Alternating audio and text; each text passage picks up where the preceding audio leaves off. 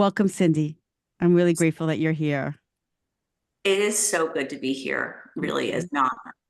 So we'll begin just if I can ask you a little bit about yourself and if you can share with us your story. Yeah. So I wrote a book. It's a self-help memoir, and it's about sexual abuse, sexual assault, and the journey of what I went through as a child and how it affected me throughout my life, and the value and the lessons that I indirectly learned through this process. Yeah. So you were quite young when you were sexually abused and you were abused by your dad. Can you share with us what point in your life you realized that that happened to you? So I was abused, let's see here, from basically from 5 to 10, which uh, even every time I say this, I'm still shocked. I still feel like I feel sick to my stomach, even just knowing that. But it was from my father, and I didn't recognize that I had been abused, to be honest, because I blocked it out. I dissociated. And as far as if you asked me when I was a teenager, I would have told you that I had a life of swimming pools and Barbie dolls, and I lived in Arizona. I would go swimming every day and play with my Barbies. I knew I didn't like my father. I found him to be a very violent person, but I dissociated what had happened. And at the time, I was well, years later, I was very upset that I had dissociated and I didn't recognize to what levels I still struggled with. And I even had to look up the word dissociation in Webster's dictionary at the time because I couldn't figure out what was going on with me. But it was, in a sense, a gift. It's where your brain just completely blocks out, shuts down, and you're able to go on through through your daily routines. And when I recognized that, now in hindsight, I think like I would have never been able to really just exist unless I had gone through this dissociation. And when it came back, it was because I became sexually interested, active at 17. I was active, and that's when it started to unfold. It came back in a dream form. So in my dreams, I would have night terrors, and it started to unfold. And this process was, from what I hear, is very common. It's just like someone who had gone to war or had been traumatized just in general. And it would come back in little pieces. And the pieces, it felt like if you were to break a glass, like on your mirror, like you were able to hit your fist on the glass and it broke into perfect little shards.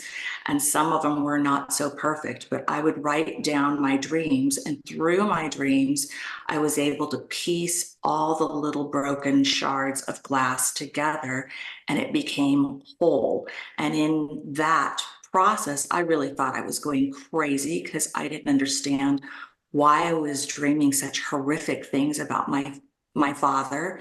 I would go to my mother and say, did anything happen? Did dad touch me? And my mom would say, well, why would you say this? And, later on it was like, why are you stirring the pot? And I could tell that she felt guilty, but I think her life was just going just fine. And later on, I did confront my dad. And in that confrontation, I recognized that these dreams, as I put them all together, that they were real. And I recognized by his response. Yeah, so at an early age that happened to you. You had these dreams. You started to piece things together. You felt you were crazy, and then you approached your dad. But how did he make you feel? I mean, when you approached him, did he almost tell you once again that, like, what are you talking about? Are you crazy? Did he try to make you believe you were that you were crazy, that these were made up things? Well, I certainly felt crazy. And first of all, just to stand up to somebody who is violent, who is just a terror. I mean, he wasn't that way always. I mean, he did have calm periods, and I could talk to him just like we are right now. Not every family member is perfect, and we all have our shortcomings, but his shortcoming was really true violence. And so just to sit there and look across the table and say, okay, I'm having these night terrors, and this is, I didn't give perfect detail, but I just said, did you touch me? Did you do this? And I kind of recalled this. And he's like, well, how did where are Mm, you getting this? And I would say, from a dream. And if you think about somebody who, if you think about just that, well, from a dream or from dreams, it would be laughable. You would probably go, what? It's laughable. And then I became insistent. And I was calm, and I had rehearsed it, and I really tried to center myself so that I could look at him and try to find the truth, and try to find the truth in him, and try to find the truth in myself. And I think that was something that I really yearned for. So I focused so hard not to lose, not to cry, not to yell, not to get upset, but to really find the truth in this horrific outcome. And when I was talking to him, he was like, well, maybe you read it in a book. Maybe you saw it in a movie. Um, he started giving, plausible ways of why I came up with this. And then it was sort of, he was a little defensive, like, why would you do this? I love you. Why would you think these things? Then I started to feel the guilt. And um, then it was laughter and like, oh, you're crazy. And then mm, like shaming. And when I started to go through the whole range of all these different scenarios and watching him, I thought, my goodness, he gets an Academy Award. And right. I could feel it in my gut, and in my gut, in my soul, that he was lying. And when I looked into his eyes, and there was a silence and pause where I recognized, like, no, I know this is real, and I cannot be having these dreams, and listening to him kind of going through these cycles. And when he said, are you okay? Maybe you're not, like, insinuating that maybe I was mentally ill. Right. And at that point, when I looked at him, I paused at him, and I just thought, okay, I'm not going to lose it. I mean, I would count to three, which is kind of funny. Three was all that it took. Um, and in my mind, I would count to three, and then I would look at him, and we just stared at each other. And in that moment, I thought, no, like, it was a moment of empowerment. And then I just sat back and just looked at him, and I just knew. And I don't think I had anything to say. I just got up and left. Mm.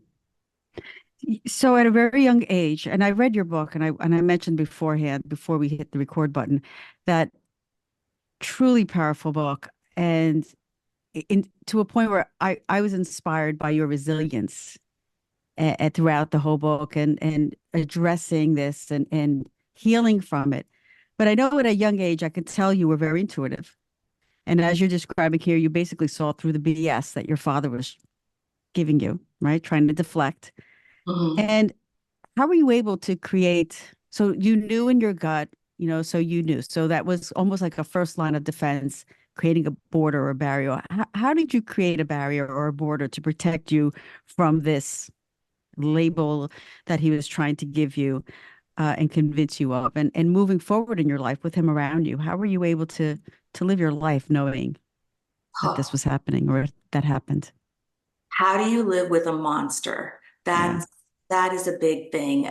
Being trapped and living with a monster And, I knew I couldn't survive at a young age on my own. I just knew I couldn't do it. As much as I had run away, I can't even tell you countless times I would run away and pack my little suitcase and make it to the end of the block. And the neighbors would always say, "Where are you going, Cindy Wendy?" And I was saying, "I'm running away." And that happens so often.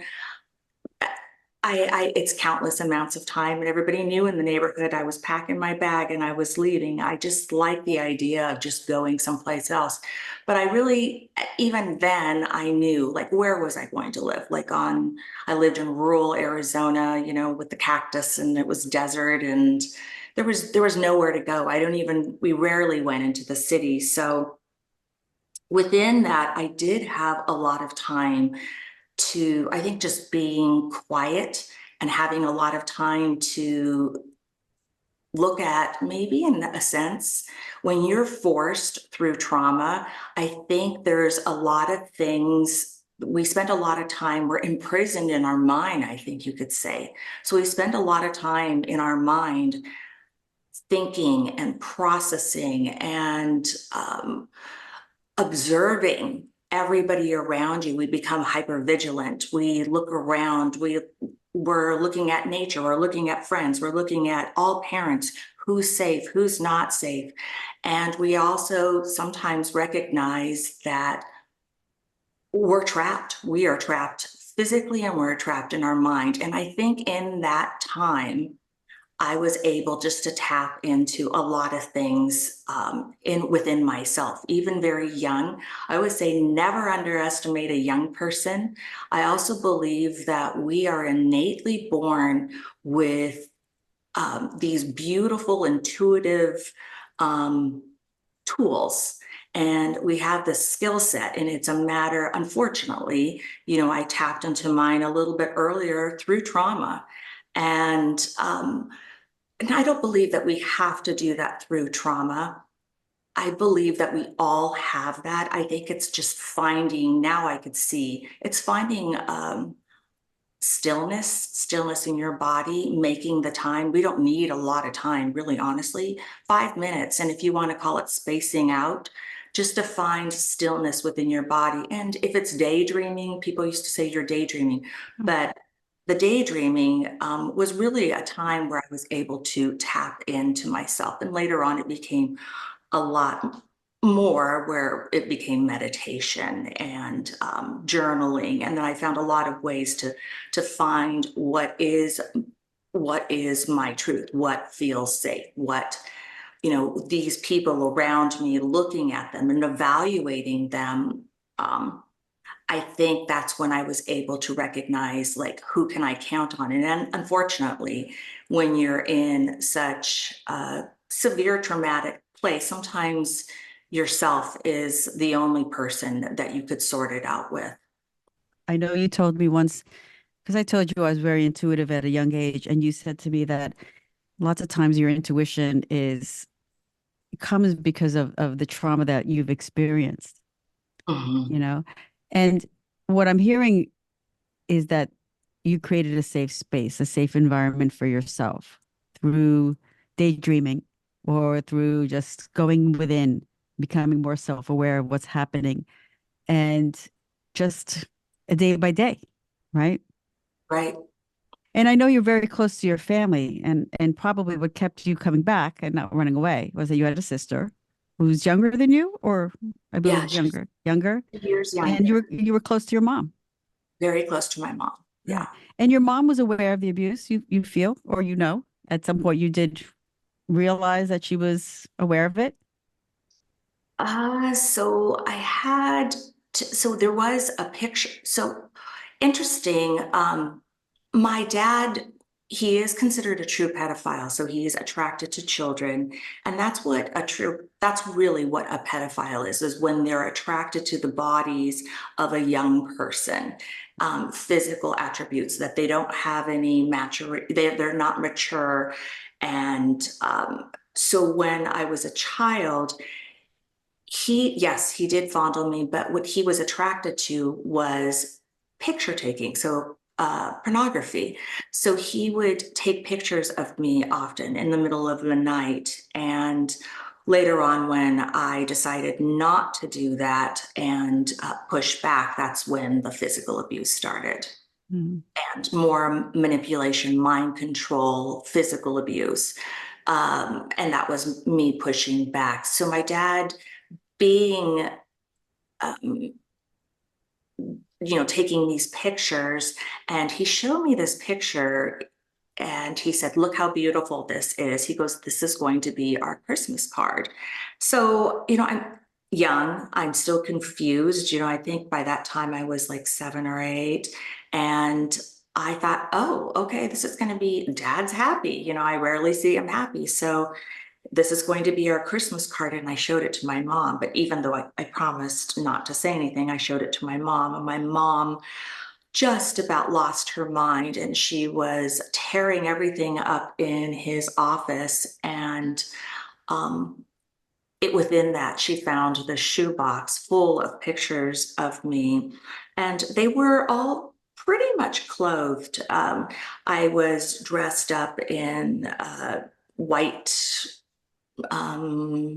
t-shirts and little socks and my shoes, and sometimes they had me twirling a baton, or I was just posing and smiling.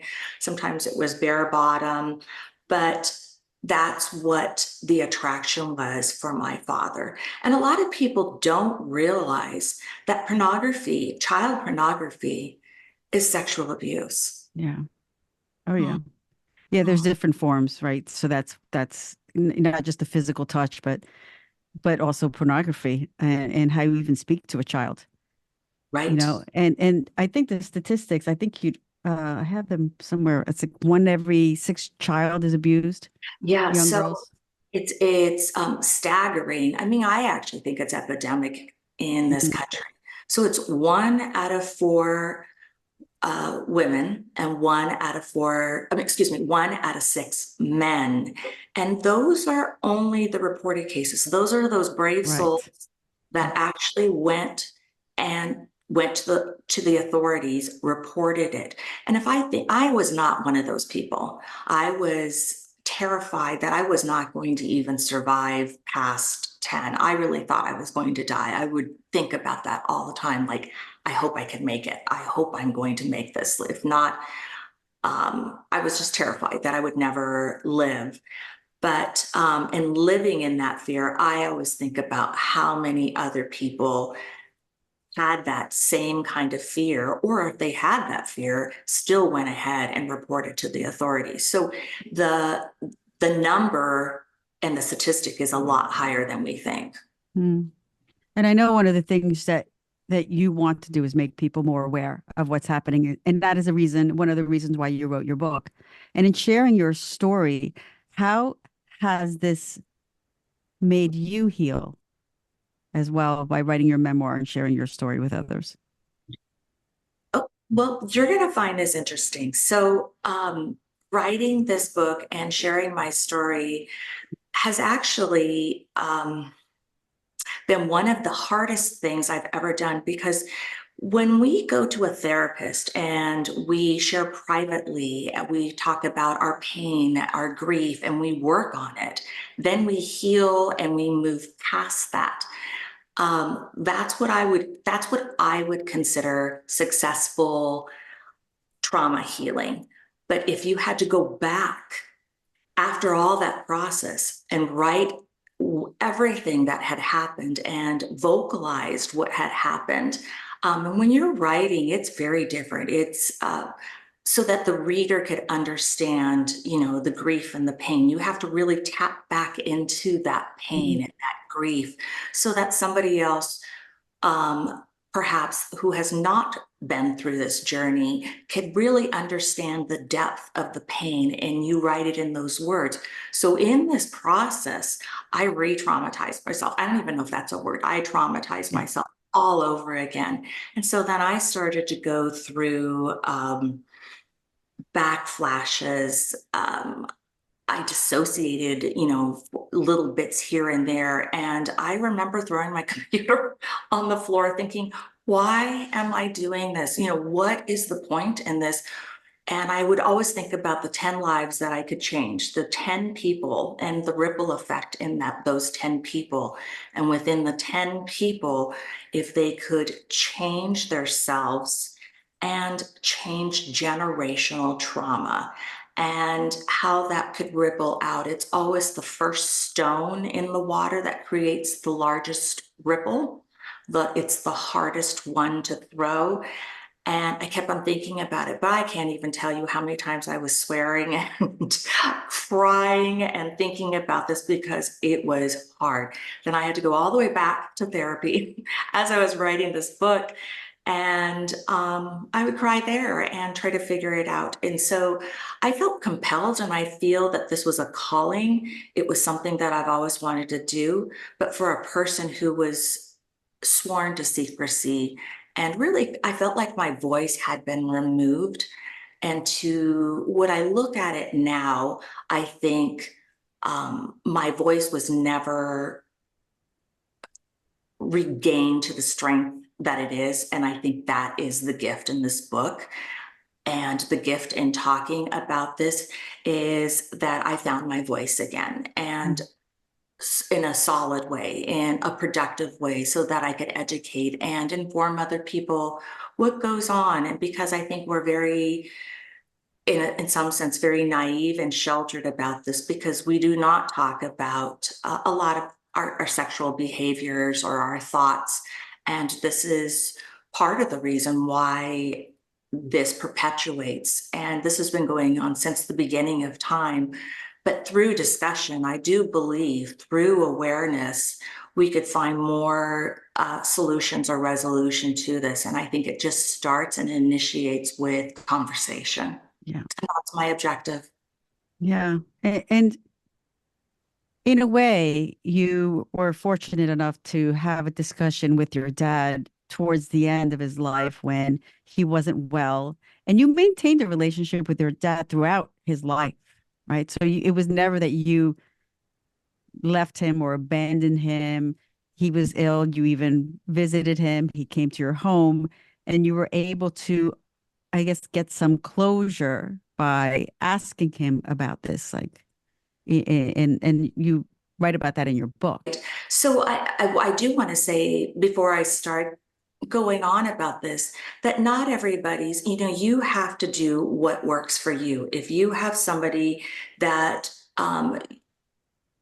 that created harm to you, or like whatever it may be, I think you have to listen to yourself and understand that maybe encountering this person, maybe being with this person is not the right thing for you. However, since he was my family, he's a family member. I have very, I'm crazy rooted into my family. And I always recognized from the very beginning that it was my boundaries. I may not like them, but it's my boundaries that I put on, that I have with that person. And if I living in a household, I recognize that, with a monster, how do I have boundaries with this person? So this just didn't occur overnight. It was something that evolved through my life. And having my dad around was a hard thing to find boundaries with him. But I was able to establish it. And so I did. I was able to put boundaries on my father and still have him in my life.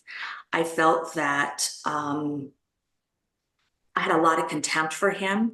My sister did, and she's a therapist, and I really respect her for this. She was like, I don't want to see dad. I don't want to be around him. I don't want my children around him. And I thought, what a beautiful thing. She knew exactly where she stood. But for me, I thought it's more work, it's more energy to dismiss him.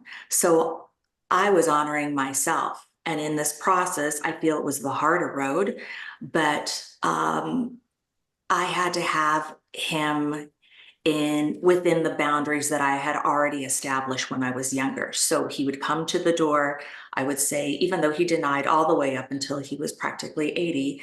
And that was basically saying, okay, Dad, you're coming in, you're going to the table.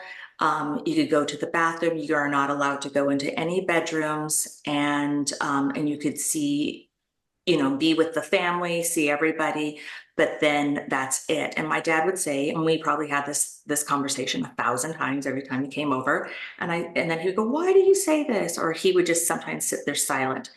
But it was our little dance, and then he would come over. And why did I do this?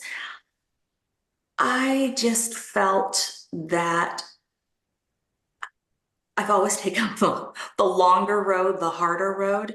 And in this process, I was able to be angry and step aside and heal, be angry and step aside and heal. So that was what I recognized in myself, was how I went through my journey. I Mm, couldn't, if I were never to see him, I think I wouldn't be this person who I am right now. mm, But I know that my sister has come all the way and she found her journey, and we're exactly in the same spot. mm. Well, everybody is different. And Mhm. I'm listening, I'm hearing you talk about how he used to come over and you used to set those boundaries. Was it almost as if you were, as a young child, you were not able to control the situation? And maybe now as a, as he was you were an adult and he was coming into your home, you were almost controlling his movements this time. Brilliant, Rose. I have to say, I never really thought about that. I think I have to say, and I know this. So when your power has been taken away, you have to reestablish your power. And I think you're right about that. I didn't recognize it in this scenario, but I think that's how I learned to re-empower myself, is put myself in the crosshairs of something and challenge myself. How am I going to empower myself in this horrific, scary situation? Um, I think you're right. You're on to it. Yes, you are. That was. Mm. And you were also being a mama bear because you had young children in the home and you wanted to make sure they were safe. Mhm. They also were very curious about their grandfather.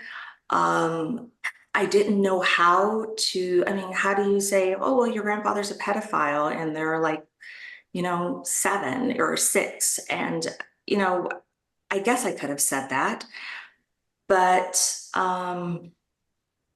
in a weird, strange way, every time they saw their grandfather, they would say, he's kind of weird, or I get a funny feeling when I'm around him. And I would always say, trust that feeling. Think about that feeling. Think about that when it's that exact same feeling. I want you to recognize that in the world around you. And I really believe that there are a lot of scenarios in life that we dismiss our gut intuition. And I feel mine is so developed. And now I look at my children, and I have to say it's not only from their grandfather, but it's something that I've talked about, but at least they could feel it. It's also interesting that I just did a video with my kids. I've been doing these videos on what was it like to grow up with a pedophile in the family, as a grandfather. And throughout the years, I found, I would say, well, what advice do you have for other families that you could do, that you would do? What would you suggest? What would you suggest? What did you feel shame? What would you suggest for other kids? So I've had these videos where they're talking about it, but now it's interesting. They're now in their 30s. My daughter just had a baby. My Congratulations. Thank you. Thank you. It's so amazing. And my daughter is a therapist. So actually, she's a sex therapist, and she brought up something very Hmm. poignant, and that is consent. And she said, I don't know if I would have done this, like at what point do we have consent? So I think that's a very important issue, consent, and something that I need to explore a little bit more. They recognize, why I told them at different ages, but I think that's something maybe I didn't really think about in my scenario. Maybe it worked for me, but I didn't think about it during that time. Yes, it worked out just fine. But when I listened to my daughter, who's a therapist, and she said, well, what about consent? So that is something to think about and entertain. You don't have to have a pedophile in your family. You could have anybody in your family who is just toxic. And at what point, you really have to think about your children, how they could handle things if they have outbursts, like at what point do you say, no, no, no, no, I'm not dealing with this, or you could come back to it, or I'm not allowing this person in my life. So I think there is a lot more to be unfolded, and this is part of the reason I'm here talking to you. So it's something that we could create more discussions around consent and what works for people. I've read or I've heard you say that awareness is education, and your goal is to bring awareness to this topic. And how do you do that? I know you have Cindy Talks, you have a podcast, or you've been on podcasts, your Mhm. book. Can you share some ways in which you are trying and attempt to make people more aware of the signs of sexual abuse and awareness of sexual abuse? Well, from what I'm going to go back. I just so people understand where I'm coming from. So I recall, as a child looking for guidance and help. I just wanted to know somebody who survived, who was just not a therapist, not a specialist. I wanted to see somebody in real life who had gone through this and healed and came out on the other end and then actually had a healthy relationship, raised their family and their children. So I was looking for examples of that, and I would pick up different books, and I was not able to find that. So they were either therapeutic, or the books were so traumatic that or traumatizing that I found that it didn't give me any hope. It just traumatized me more. So that was the intent in writing my book, was not, I was very, very cognizant to not to traumatize my reader, that it was like showing the person when you have trauma, what the journey looks like, what were the things that I did. I don't know if these are going to be things that people are going to do specifically, but it's just the inspiration of knowing, of having hope at the end that you can come through and be whole and be a functioning person in society and have a loving relationship, um, and take the wisdom out of trauma, from that trauma, and go forward. It doesn't have to be just sexual abuse. But to answer your question, through this process, I think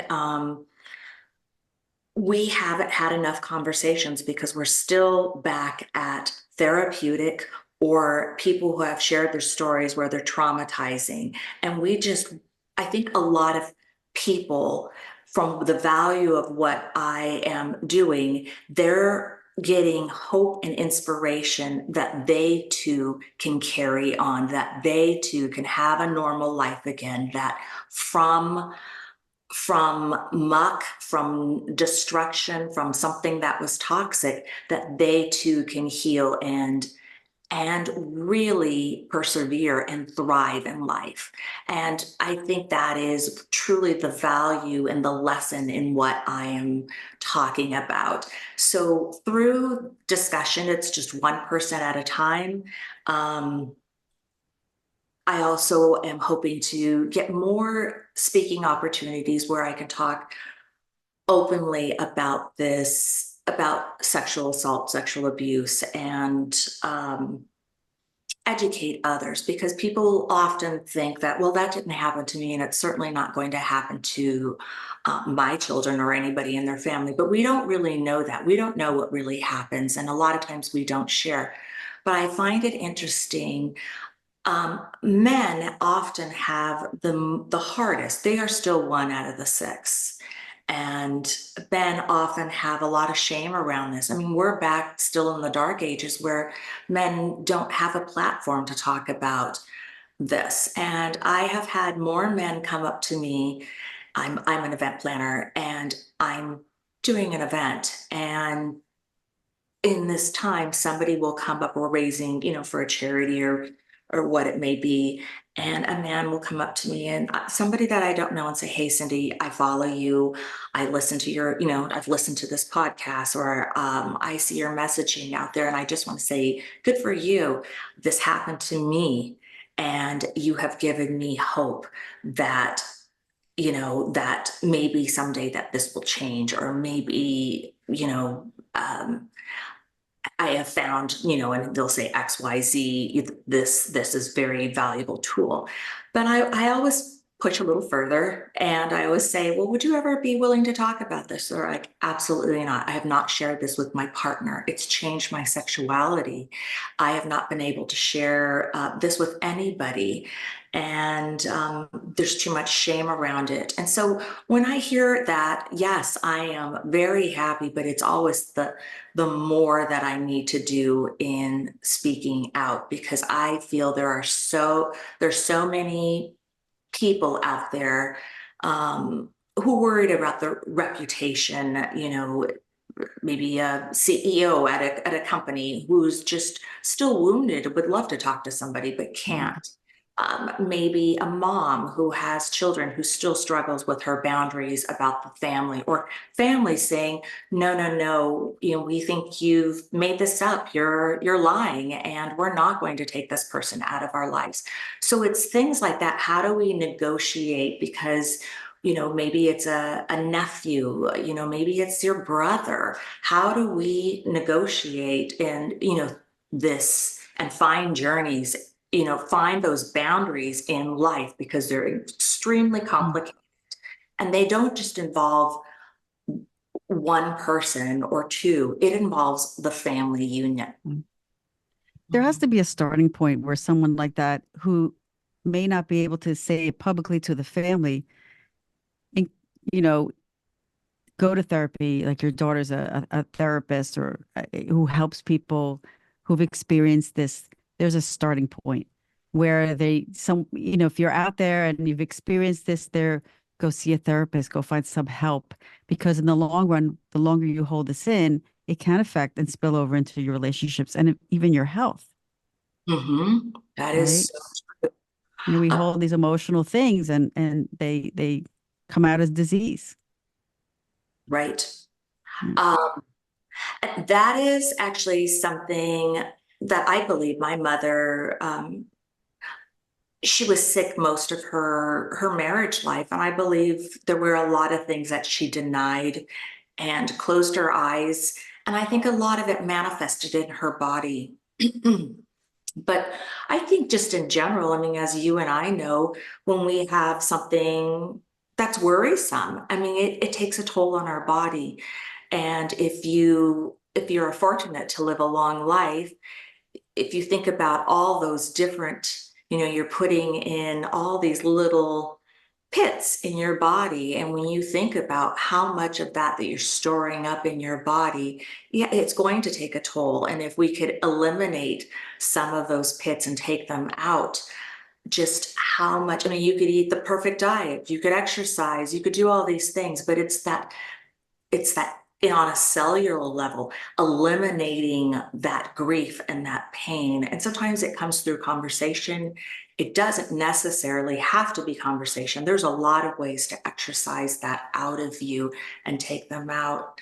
Um, and Mm. in your work, like, what do you do in your work to take and move out that um, Energy. energy or those pits? Yeah. Well, through yoga, it can be done through movement, but and as well as qigong, because qigong we work with energy, and we tune our awareness to where those blocks can occur. And the same with Reiki. So we have blocked energy in our bodies, and a lot of times that manifests in physical form, whether you have tight hips, joint issues, pain in your chest, that could be from heart and grief, asthma, the physical ailments that you're experiencing most likely is a manifestation of blocked energy. And that blocked energy is from emotions that we've experienced and not processed. So a person who, let's say, someone who lost a husband and doesn't process that grief and holds on to that grief, eventually they may have issues with breathing or their lungs or breast cancer or blocked arteries in their heart. Okay, because you're not processing that energy is not moving through, and you're just keeping those emotions inside. And I think when we spoke once, you mentioned something about having pink eye, I think as a child or something. Um, because I had asked you about, did you ever experience any physical ailments growing up? So I And had constant pink eye, and I had gut wrenching stomach aches all the time. Just it was nonstop. That was all the way up into my teens. And mm, what's your gut? Tell me so, again. so the stomach is associated with worry, Mhm. is the emotion of worry and processing that. And also with the large intestines is grief. So you could have been grieving a life that you didn't maybe have, a childhood that you didn't really have like everybody else because of what happened to you. And then the eyes are associated with the liver, and the liver is anger and frustration. So holding on to anger, maybe in a way that maybe you wanted to feel more poised or in control, or just didn't have someone or an outlet. You didn't have an outlet to be like angry, or someone listened to you. Maybe someone you didn't feel you were heard, and it manifested in the pink eye because it was, you know, you didn't have an expression of it. Right, So, right. but yeah, it's really important to tune in to know, if you have a physical ailment, or even if you don't, but you're angry, if you hold on to that anger, it's going to come out somehow. Right, right. And when you do yoga, is there something like, for example, what that I could do? That's just something that I could do maybe daily to exercise um, and release something that maybe like my concerns for the day, just to, something maybe 5 minutes, 10 minutes that I could do. Well, breath work is very powerful. I think if you have any moments throughout the day, breath work is really powerful because just using the mind and moving the breath of the body, you can Mhm. use that breath to move the energy from the base of your spine all the way out through your crown. And there's also any kind of heart opening movement, like just, putting a pillow behind your back and laying on that pillow and opening up your heart space. You're and with the intention of releasing any pent up emotions and anger because the liver is right underneath the rib cage. So you're opening up that space and you're asking that energy to move through and out of you with that intention with your mind. The mind's very powerful, as we know, people who are healers and who have experienced what you've experienced, our mind is very powerful to help us heal. So any movement, physical movement, helps move the energy. But if you can't do that, you can use just your intention and your breath to move that. So Mhm. yeah. So if I were to get on, perhaps, like I like the idea of a pillow, but I have my workout equipment. I was thinking there's a bench, and if I were able to get on the bench and extend my arms out Yes. and lift Yes. my chest up and focus on my breathing or sound, that would be able to release some of that stagnant energy in there. Correct. Yeah. Yes. And even movement, even if you have a workout bench and you have weights in your hand and you're doing these flies and opening and closing, you're releasing that energy as well. You're working the nerves and the muscles around the heart and the lungs and the liver because, it's not just the organs, but we have that cellular structure, that fascia, and the fascia in the body.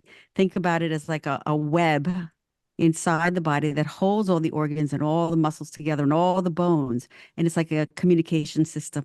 So when you're healing one area, you're sending that healing throughout the whole body. So if you're asking to move the energy in your heart space or in your liver area or your throat, oftentimes people that don't express pent up emotions or anything, they feel they don't have a voice, have issues with their throat, thyroid issues, a lot of, allergies or even neck issues and shoulder issues, because that's all related to the throat.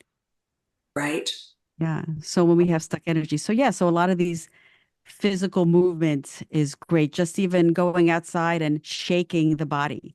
So I say outside because being in nature is wonderful. So just go out there and just like shake your arms, shake your legs, shake your shoulders, shake everything and move that energy out.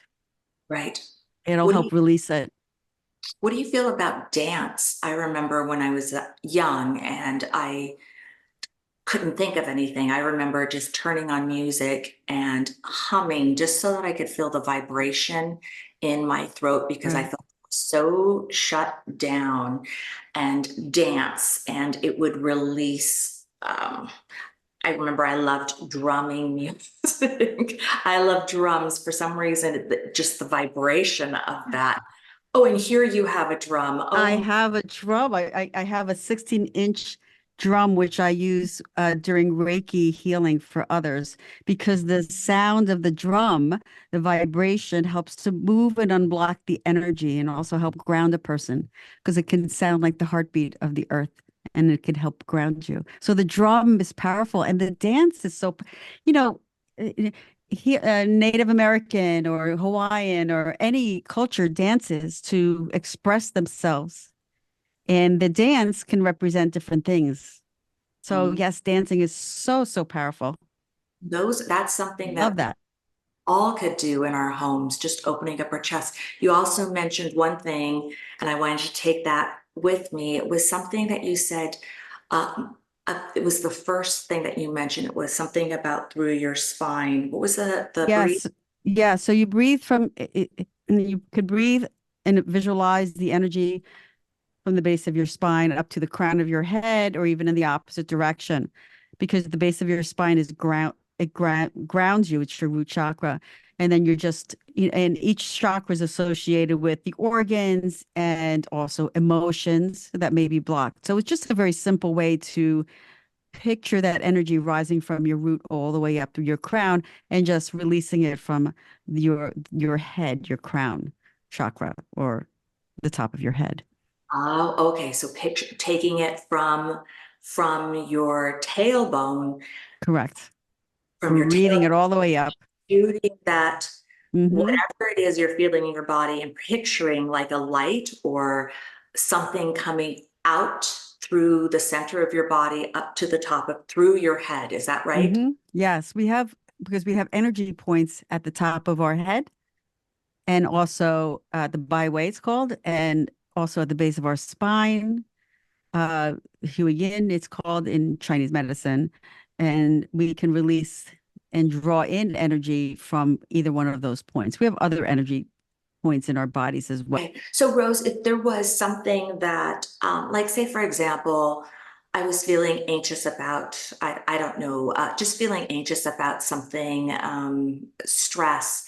Is there like a part where I could put my hands on my body? Like say for example, my sacrum, so like in the lower part of my back, and just hold my hands there so that it could alleviate some of that anxiety. Yes, wherever you put your hands, I think you need to tune in and allow the hands to intuitively go anywhere that they're guided to go. And that'll help you feel good, whether it's on your lower back or maybe even on your heart. Lots of times just putting your hands somewhere on your heart feels good. But yes, if you want to put your hands on your lower back and send that energy there to heal your lower back Mhm. and to remove some of the anxiety, because the anxiety comes from the lower back and your adrenals, the adrenal gland, which is part of your, lays on top of your kidneys. Um, Feeling grounded, working on the grounding energy, that will help calm you, because what it does is it stimulates the sympathetic nervous system, which is the fight and flight, fright, flight. You want to kind of fight, and the nervous system reacts that way. You want to stimulate the parasympathetic nervous system, which is the calming, the balancing, feeling safe. So anxiety is something that a lot of people experience, especially women. I think we take on everybody's emotions, feelings, Right. stuff, Mhm. and it creates this anxiety within us, and it creates that lower back pain. So I am going to share that with, I have a special needs son, and at work, sometimes he just gets anxious. And so he'll call me and say, "What can I do? This is what I'm feeling." So I'm going to suggest that where he could do that in public, without looking. So he's an epileptic too. So sometimes the anxiety will bring on a seizure. So Yeah. I'm going to suggest to him then to put his hands on his lower back where it looks like he's just having some back pain, and maybe rest his eyes towards his keyboard or close his eyes and just take a few minutes and breathe that in. When I would dissociate and I would try to stay present, I would often, sitting down because I'm with other people, maybe I'm having dinner or somebody's fighting, and then I would dissociate. So I would kick off my shoes, to slip off my shoes discreetly underneath the table or wherever I was, and I would just rub my toes into the ground so that I would not, go in my own world. Or I would also feel the texture of my pants and rub my pants, like just on my legs, and focus on the texture to bring myself back. And within that, rubbing of my legs, it was also self-soothing, but I was Yes. able to stay present. So those are even, you know, for Brian, my son, who may have seizures, taking some of that anxiety away so he won't. But also, I think that's a valuable thing. If somebody out there has triggers or dissociation and they feel like they're going Losing else, control. control, those are really good things to remember. Just putting your hand, like you said, on your heart and Yeah. just focusing how to calm down your breath and stay present. That's W- great. One of the things I tell people, and I do this myself, is even before you get out of bed, you know how we want to start the day, we reach for our phones, we want to jump out and get started, is to just put your hands over your heart and even on your solar plexus right below. That's your place of empowerment and self-worth, and just breathe into the space before you even start the day and set the intention for a great day. It takes 1 minute, just to breathe and start and just say, I'm going to have a great day. It's going to be a calm day, no anxiety, and everything's just going to happen the way it's supposed to happen. And I'm going to be present and grateful for just another day, and just take a few moments to breathe here. And I find that that sets the most wonderful tone for the entire day. And it's free and it's really simple. I love it. I love anything that's free. Okay, and your solar plexus is where? It's right below where your liver is, right below that, the rib cage. So that's our place of empowerment. So a lot of times, even women, we lack a self-worth and feeling like we own or we're in control. So that's right below there. And I always feel that the heart and the solar plexus, they go kind of hand in hand. They're like partners. And so I just place my hands there when I start the day. Beautiful. I'm going to take that. I'm Yeah, going to do that. I'm going to incorporate that in my good, day. That's good. great. I know you also share, you have other things that you like to do. I know sticky notes is a big, it's a big thing for you, right? And affirmations and Yeah. So, some of the other things that you do. Share if you don't mind sharing. of course. So when I was 16, I contemplated suicide because I was just self-loathing. And so I tried to find things that were inspirational. So I remember at that time, Post-its were not even invented then, but I took little pieces of paper and I would tape them to the bathroom mirror. So I would do mantra work, but I didn't know they were mantra work. I would make up my own mantra. And at that time, I was trying to really focus on just self-love. And, I couldn't even find anything on my body that I really liked, but I did like my front teeth and my eyebrows at that time. And I would say a mantra and then focus on the two things that I loved. And then later on, if you think about how many times you brush your teeth, how many times you go to the bathroom, how many times, you wash your hands throughout the day, um, it ends up being like in the hundreds. And so even though if you don't believe it, it actually does a shift by saying it, looking into the mirror, watching yourself. It does make a shift. And later on, it became a lot more elaborate. It became sticky notes. And I would have inspirational quotes, things that somebody would say to me, and I would write it down. And when it didn't resonate, I tear it off. And sometimes they were so good, I would keep them in a file and put them back on my mirror, maybe the following year or maybe the next week. But that was something that really worked for me. And I used to have also words that owned me, thoughts that owned me. And just to think that a word can own you or a thought can own you was, oh boy, it still makes me angry just to think that could take over you. So what I would do as a teenager, I would write those words, those thoughts, those messages, and I'd write them in felt pen. I would take them into the shower and kind of put them off to the side. And I'd watch the words dribble off the paper. And in that process, later on, it became a lot more sophisticated. I didn't need to take the paper in, but I would picture the words washing, like take maybe ugly. I would dump the word ugly on top of my head and then wash the word ugly off and then look down at the drain and see ugly go down the drain. So it became a lot of visualization. And that was another exercise I did. I lived in Spain. I didn't really have, first of all, we didn't have the internet, and I had to make up my own things that worked for me. So that was some of the things I did, the mantras, inspirational quotes, letting words own me. Nature became a very big tool in healing. Those are all free too. I started that off really early. That's why the book is called Under the Orange Blossoms, is because I would run away to the orchard. We lived in rural Arizona. I believe I just said that, but I would run away inside there and hide basically. And I found sanctuary in there, these beautiful trees that grew up in the mud and their roots were slightly extended. And I would picture myself, I'm growing up in the mud, and they would either have feast or famine, because a lot of times you would flood the roots of this plant, and then they would dry and become crackly, and they would start the process all over again. And I would think like that was me. That's what I related to.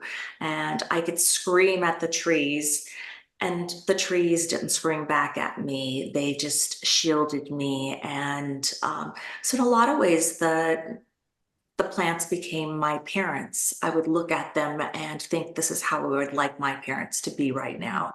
So I think we could find a lot of things after that, just the smell, beautiful smells became a thing, and we could create our own sanctuary within our house with, candles. You don't have to have a candle either, but that happened to be, since we're very, they say that is one of the things, still to this day, cinnamon is really hard for me, because when my dad would come in my room, I happened to have a cinnamon candle, and through the trauma I would smell only the cinnamon. Or so it took me a while to get back and find, think about the holidays and think about cinnamon. And but so there's a lot of things that we can do that are stimulating just through sensories and nature. So those were a lot of things too, just working in there, in our spaces, that we don't have to go out, creating your own beautiful sanctuary and space, and honoring that space, your places, where you look and go, oh, this is a good place, and having multiple of them. I'm so grateful that you were here to share your story and your wonderful wisdom and everything that you do. I so blessed that you were here today. Mhm. So Likewise, likewise. And I yeah, have to say, I really value, and I hope that other listeners find the value in what the exercises of what you were talking about with anxiety and just being grateful and telling yourself that you are going to have a good day. And if you have a hiccup, put your hand back on there and you are going to have, yeah. you're going to make it through this day. So that was, I hope other people find value in. Well, thank you for asking. No one has ever asked me. I felt I was interviewed. That was really nice. But what I would like to ask you is just, for anybody out there listening that is a victim or even not a victim or knows people, can you just give them a message? One last message. Absolutely. Uh, no one's exempt of trauma. That is the reality of our human existence here. We are not exempt of trauma. This happens to be just my story. And we all, whatever it is, we do come through. And if you truly, truly believe, there will be a way for you to come out on the other side. And there is light on the other side, and there's hope. I hope that you pick up my book. It's not as traumatizing as you may think it is. It's actually a book of inspiration and hope. It's just to read somebody else's journey and recognize that you too will come out on the other side and thrive. Mhm. Thank you so much, Cindy, for being here today. I truly appreciate it. And in the show notes, I will include everything, including Cindy's book, where you can find Cindy. And once again, thank you so much for being here today. Not a rose. Thank you.